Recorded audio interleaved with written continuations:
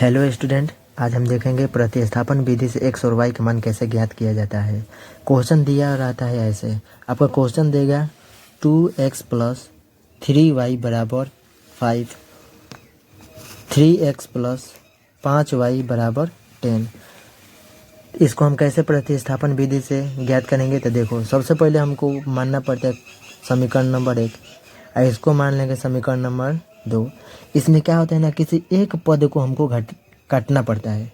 तो देखो, यहाँ पर दिया हुआ है 2x, यहाँ पर दिया हुआ है 3x। इन दोनों को हम संतुलित करेंगे।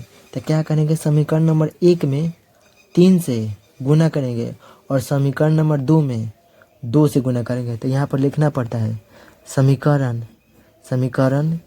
1 में 3 से तथा समीकरण 2 में 2 से गुना करके घटाने पर। अब क्या करेंगे, यहाँ पर लिखा हुआ है गुना करने पर, तो गुना करके हम क्या करेंगे, इसको घटाएंगे। तो गुना करते हैं, चलिए 3 में 2 से गुना करेंगे तो कितना होगा 6x प्लस 3 में और 3y से गुना करेंगे तो कितना होगा 3 का 9y बराबर 5 में 3 से गुना करेंगे तो कितना होगा 15। वैसे ही समीकरण नंबर 2 में गुना करना था 2 से, था 2 से गुना करेंगे तो 3 दूनी कितना होगा 6x प्लस 5 में 2 से गुना करेंगे, 5 में 2 से गुना करेंगे तो कितना होगा 10y बराबर 10 में 2 से गुना करेंगे तो कितना होगा 20। अब देखिए, यहाँ पर संतुलित हो गया है, क्योंकि हम लिखे थे घटाने पर। तो यहाँ क्या करेंगे, यहाँ पर प्लस का चिन्ह रहता है ना, तो यहाँ पर माइनस दिया जाता है। यहाँ पर भी प्लस का चिन्ह है तो यहाँ पर भी माइनस दिया जाएगा, और यहाँ पर भी प्लस है तो यहाँ पर क्या होगा माइनस। अब क्या होगा, 6x में से 6x कटेगा तो क्या होगा 0 बचेगा, यानी यहाँ पर काट दिया जाता है ऐसे। अब इसको घटाएंगे, 9 में से तो 10y नहीं घटेगा, लेकिन 10 में से 9 घटेगा तो कितना बचेगा -y बचेगा। और यहाँ पर क्या होगा, 15 में से 20 नहीं घटेगा, लेकिन 20 में से 15 घट जाएगा। तो क्या करेंगे, 20 में से जब 15 घटाएंगे तो कितना बचेगा 5, और जिसमें से घटता है उसका चिन्ह दिया जाता है। तो यहाँ पर 20 है या 20 का चिन्ह क्या है माइनस, यहाँ पर माइनस होगा। अब बराबर के इधर -y आ गया और बराबर को उधर आ गया -5, तो माइनस माइनस कट कर क्या होगा प्लस। तो y का मान हमारे पास आ गया 5। अब क्या करेंगे, इस y का मान समीकरण नंबर 1 या 2 में रख देंगे। किसी एक में रखेंगे ना तो हमें x का मान निकल गया, y का मान निकल गया। अब x का मान निकालते हैं, चलिए। तो यहाँ पर लिखेंगे y का मान समीकरण 1 में रखने पर। तो समीकरण नंबर 1 क्या दिया हुआ है, यहाँ पर समीकरण नंबर 1 दिया हुआ है 2x प्लस 3y बराबर 5।